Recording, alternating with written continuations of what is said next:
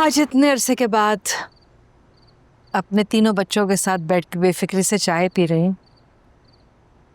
बहुत अच्छा लग रहा है। आप ये अरसा गिन रही हैं अम्मी? मैं तो अक्सर उंगलियों पे वो अरसा गिनती हूँ जब हम चारों ने एक साथ बैठकर अब्बा के साथ चाय नहीं पी।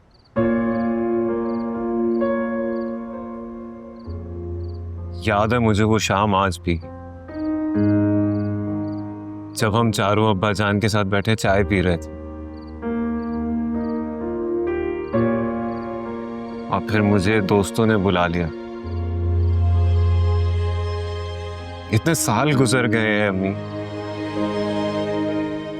लेकिन उनके साथ कभी दोबारा बैठने का जी ही नहीं चाहा मैंने। अरे बेटा, इसमें भला तुम्हारे दोस्तों का क्या कसूर है? किसको मालूम था कि जैसे ही तुम जाओगे तुम्हारे पीछे तुम्हारे अब्बा की हालत इतनी खराब हो जाएगी। सही कह रही हैं आप। उन बेचारों का क्या कसूर?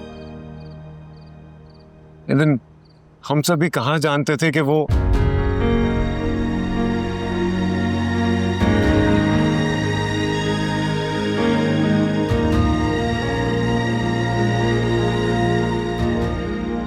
आपको याद होगा अम्मी, रात को अक्सर अब्बा अपने कमरे में जहां पे बैठे हिसाब जोड़ रहे होते थे तो अक्सर वो आपसे कहते थे कि सफिया तुम मुझे फिर बिना बताए वॉलेट से पैसे निकाल चुकी हो ना। मैं कब से कोशिश कर रहा हूँ हिसाब जोड़ने की और हिसाब जुड़ के नहीं दे रहा है। और मैं साइड पे खड़ा हुआ हंस रहा होता था क्योंकि वो पैसे तो मैंने निकाले होते थे। आप लोगों के पास से उठते वक्त मैंने एक बार आप लोगों को पलट के देखा था। आप तीनों अब्बा के साथ बैठे हंसते मुस्कुराते चाय पी रहे थे। मैंने कहा मैं दोस्तों में जा रहा हूँ अब्बा, तो अब्बा ने मुझे रोका कि बेटा आज रुक जा, बहुत अरसे बाद साथ बैठे हैं। मैंने कहा कि अब्बा फिर बैठ जाएंगे, हम कौन सा अलग हो रहे हैं एक दूसरे से, हमेशा साथ से हैं हम। पर पता नहीं क्यों मैं रुका नहीं और बस चला गया वहां से। मेरा कसूर है कि मैंने उनकी बात नहीं मानी और उनके आखिरी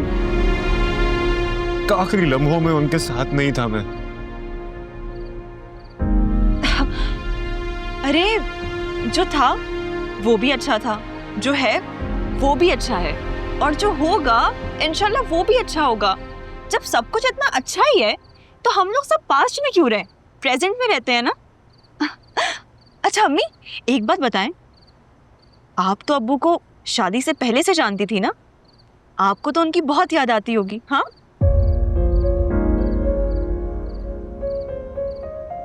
तुम्हारे अब्बा अपना अक्स तुम तीनों बच्चों में छोड़ गए।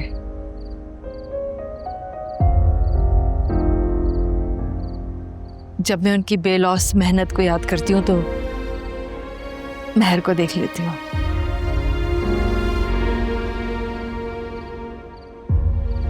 जब उनकी मौजूदगी में होने वाले तहफ़्फ़ुज़ के एहसास की याद आती है तो अनस को देखती हूँ, और जब किसी बात पर उनका बच्चों की तरह खिलखिलाकर हंसना याद करती हूँ तो तुम्हें देख लेती।